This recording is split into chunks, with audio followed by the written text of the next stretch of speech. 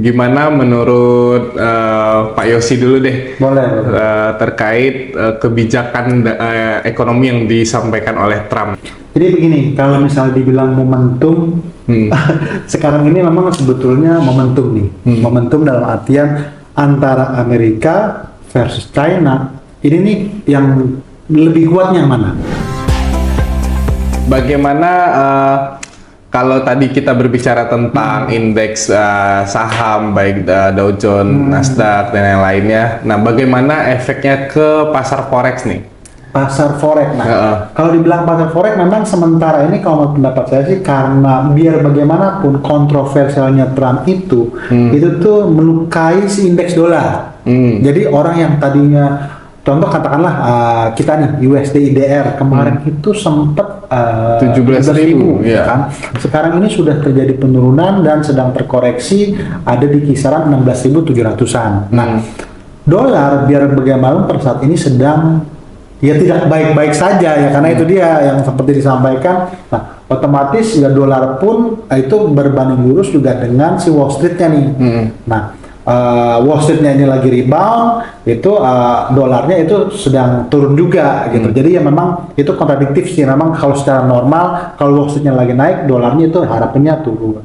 Nah, saat ini dolar itu sedang turun. Nah, kalau dolarnya turun, otomatis tradingan euro, pound sterling, Aussie, New Zealand akan naik. Nah, gimana Pak Radit pandangannya terkait perdagangan forex dari gonjang-ganjing perang dagang ini? Iya.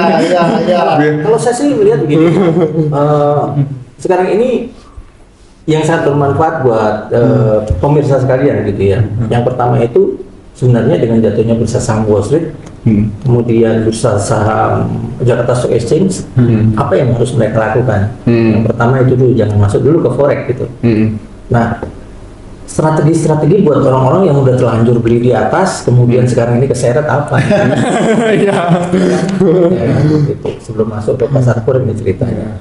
Kalau menurut saya, yang udah bisa keluar, posisi mereka yang udah bisa keluar, terutama di Jakarta Stock Exchange ya, yang bisa keluar dulu. Tunggu fase kedua kalau mau beli. Oke. Nah, kemudian di Wall Street sendiri, seperti yang saya sampaikan tadi, sekarang ini fasenya fase pertama lagi dilewati nih. Buat technical rebound yang terjadi ini mungkin bisa saja mendorong bursa saham Wall Street, baik itu Dow Jones, Nasdaq maupun S&P naik bersifat terbatas, gitu. Nah, tapi jangan terpancing untuk kemudian lakukan aksi beli bahwa harga akan naik lebih tinggi gitu. Yang namanya terbatas ya. Kalau saya perhatikan mungkin di area sekitar 32.000 lah untuk sementara ini. Targetnya gitu. Dan kemudian fase keduanya akan coba tes ke 35.000. Nah, kalau itu yang terjadi artinya Jakarta Stock Exchange juga akan melakukan penurunan kan gitu. Nah, tinggal dibidik nih bottom out-nya di mana, ya kan? Baru siap-siap untuk serok lakukan pembelian di level yang strategis gitu. Itu kata-kata yang mantap tuh. Serok. Berarti bisa kita simpulkan untuk para traders itu tetap jaga-jaga karena masih panas dingin nih marketnya. Realisasikan untungnya dulu ya kan, karena sekarang tidak pastiannya masih tinggi. Tapi yang belum masuk posisi tunggu dulu karena akan ada harga ayunan ke bawahnya yang udah masuk kalau bisa take profit dulu ya, atau kalau mau udah terlanjur ya kan? Nah, tapi buat yang belum masuk siap-siap aja nih. Tunggu momen ya, ke tahap 2 ya, jangan asal masuk ntar kejengkang market. Daripada posisi lebih kan, mendingan nunggu posisi yang bagus kayak gitu. Itu yang tadi saya maksudkan, maksudnya jangan pernah bosan nih ngikutin acara podcastnya Okta. Karena itu kita akan selalu ngasih bocoran. Pada ngasih bocoran dari R&D-nya Okta juga akan ngasih bocoran itu seperti itu. Nah, untuk para traders jangan lupa trading di Okta karena kita selalu ada bocoran terbaru tentang hot news, pair mana yang aman nih, yang bisa, yang bagus untuk ditransaksikan. Kalau masuk ke fase forex ya, gitu. Jadi memang dampak dari penerapan tarif Amerika ini memang berdampak negatif untuk jangka pendek. Gitu. Dolar akan dihindari karena apa? Karena dihadapkan pada resiko resesi ekonomi. Yang pertama itu, kenapa resesi ekonomi Padahal tujuannya kan baik gitu kan, pertanyaannya kan seperti itu. Nah, karena memang ketika tarif diterapkan maka dihadapkan pada satu kondisi yang namanya inflasi itu, karena harga-harga naik. Nah, suku bunga tinggi inilah yang membuat resiko dolar. Kami yakin bahwa nanti pertumbuhan ekonomi Amerika akan luar biasa. Jadi jangka panjang kami melihat yang namanya bursa saham Wall Street bukan lagi tertahan di angka 45.000, bahkan mungkin 50 ribuan untuk jangka panjang itu bisa ketembus gitu. Karena pertumbuhan ekonomi akan fantastis gitu. Bahkan kalau Trump bilang kita akan menjumpai satu kondisi yang tidak pernah kita temui karena efek dari penerapan kebijakan tarif ini. Gitu.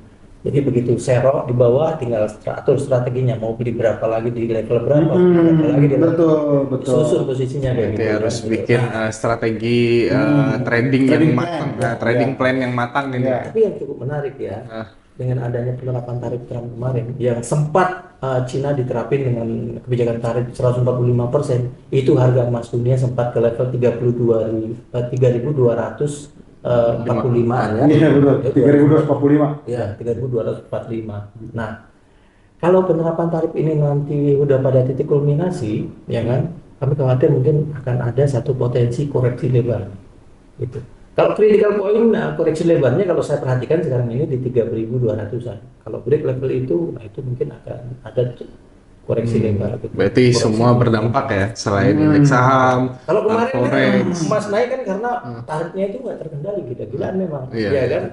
Bayangin aja, dari pertama 54% pengumuman pertama. Karena China kan sebelumnya kan kena 20% kan gitu, plus 34%, 54%. Kemudian Cina membalas, Amerika menaikkan lagi. Tapi begitu itu langsung cooling down habis itu kan. Gitu. Nah, artinya di situ titik kulminasinya.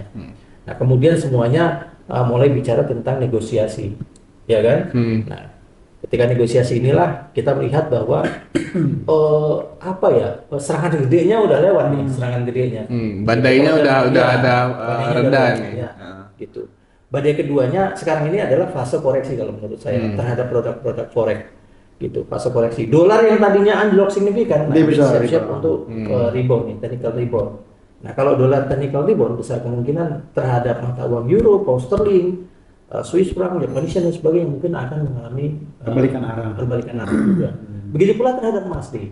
Gitu. Nah, fase keduanya nanti kalau misalnya emas mau naik lagi, triggernya adalah ketika The Fed memangkas suku bunga, dampak dari kekhawatiran resesi. Jadi kekhawatiran resesi menimbulkan sebuah tekanan bagi The Fed untuk sesegera mungkin memangkas tingkat suku bunga. Nah, ketika tingkat suku bunga dipangkas nih, mau dipangkas nih, apalagi misalnya benar nih, sekarang kan Trump berita terbaru kan bagian kebijakan hukum di Amerika kan memberikan otoritas penuh kepada Trump untuk bisa mengganti gubernur The Fed kan gitu. Jadi sisi itu yang dilihat sebagai satu celah bagi para pelaku pasar untuk merubah kebijakan dari The Fed sendiri yang tadinya konservatif terhadap inflasi gitu. Sekarang ini bisa mengarah pada potensi kebijakan yang lebih ekspansif. Jadi pemangkasan suku bunga agresif kayak gitu. Jadi makanya itu tadi di awal aku bilang kan, potensi pemangkasan suku bunga kalau misalnya resiko resesi muncul bisa loh dilakukan dalam 5 kali pemangkasan 25 jadi besaran 125 basis point misalnya untuk akhir tahun ini sampai akhir tahun ini gitu. Dan itu bisa mendorong pergerakan harga emas setelah mengalami koreksi tajam bisa untuk rebound lagi kayak gitu. Oke, kita akhiri dulu ya. Nah, untuk Okta Traders, teman-teman traders lainnya, nah jangan lupa tetap pada trading plan. Habis itu masih jangan gerasa gerusu lah di market karena masih panas dingin nih. Tetap jangan langsung buy dulu dalam keadaan rebound sementara ini, tunggu fase keduanya ya Pak. Jangan bayang di hold. Jangan gimana tadi Pak? Jangan bayang di hold. Jangan bayang di hold. Jangan main panjang lah. Jangan main panjang. Jangan main short time aja ya. Tunggu fase kedua. Biar kalau udah ada hot news dari kita, kita akan kasih pair terbaik untuk perdagangan. Nah, Mungkin hanya itu. Terima kasih untuk Pak Radit dan Pak Yosi. Ya, sama-sama. Kita akhiri podcast kita pada kali ini. Salam Okta Traders.